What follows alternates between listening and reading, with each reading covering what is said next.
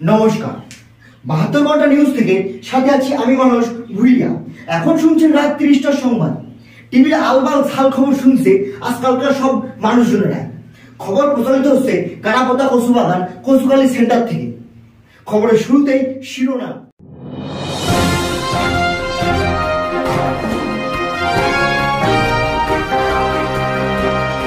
মধেপুরা বটতলায় এক বিশাল ঘোড়ার গাড়ি দুর্ঘটনা। দেশি মুরগি খ্যাকশিয়াল ধরে পলাতক। চিড়িয়াখানা ব্রিজে এক মহিলার আঁচলের বাড়ি খেয়ে এডিস মশা নিহত। জানা গেছে গতকাল বঙ্গোপসাগরে আগুন লেগে প্রচুর ক্ষয়ক্ষতি হয়েছে। বর্তমান ভারতে মাছের অভাব অনটন দেখা দিয়েছে। এতক্ষণ শুনেছেন শিরোনাম, এখন শুনবেন বিস্তারিত।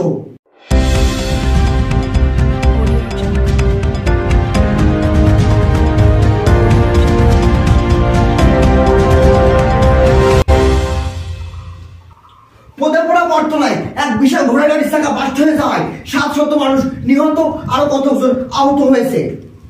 খবরের মাধ্যমে জানা গেছে নিহতদের জ্যান্ত পুঁতে ফেলা হয়েছে, আহতদের একে ডেন্টাল হসপিটালে ভর্তি করা হয়েছে।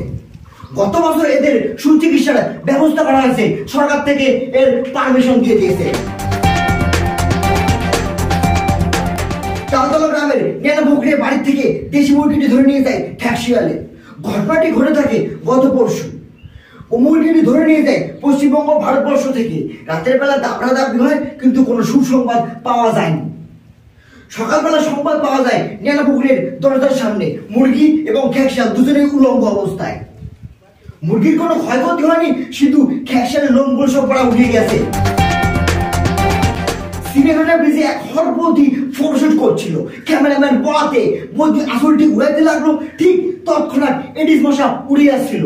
বৌদির আসলের বাড়ি লেগে বাড়ার মশার সব দাঁতগুলো ভেঙে ঘুরে যায়। এডিস মশা খবরের মাধ্যমে দুঃখ প্রকাশিত করে তিনি দাঁত হিসাবে কিছুই খেতে পাচ্ছেন না। আমাদের কদবেল মেম্বার এডিস মশার দাঁত ঠিক করার জন্য ৩০ লাখ টাকা পুরস্কার ঘোষণা করেছে।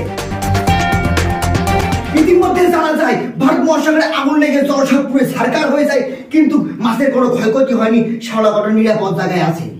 আমাদের পাড়ার কার্জন নিয়ম বলেছে এই আগুন উপকূল এলাকায় গেলে ঘরবাড়ি পুড়ে যাওয়ার সম্ভাবনা রয়েছে। আমাদের হাঙর মাছের পক্ষ থেকে ৭ বস্তা পেট্রোল এবং তিমি মাছের পক্ষ থেকে ১০ বস্তা কেরোসিন দিয়ে এই আগুন নিভানোর জন্য সহযোগিতা করেছে।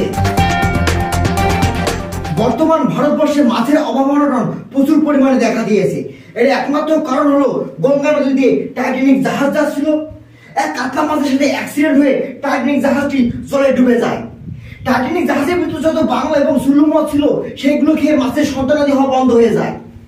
মাছের সন্তানাদি হওয়া বন্ধ হওয়ার কারণে আমাদের প্রিয় জন সিং এর তরফ থেকে ১০০টি প্রশাসকদের এখানে পাঠানো হয়েছে। এতক্ষণ শুনলেন ৭২ ঘন্টা নিউজে ৩০টার সংবাদ। দেখা হচ্ছে পরের দিন। ততক্ষণ ভালো থাকবেন, সুস্থ থাকবেন, এটা আমি কামনা করি না। Tata, good bye.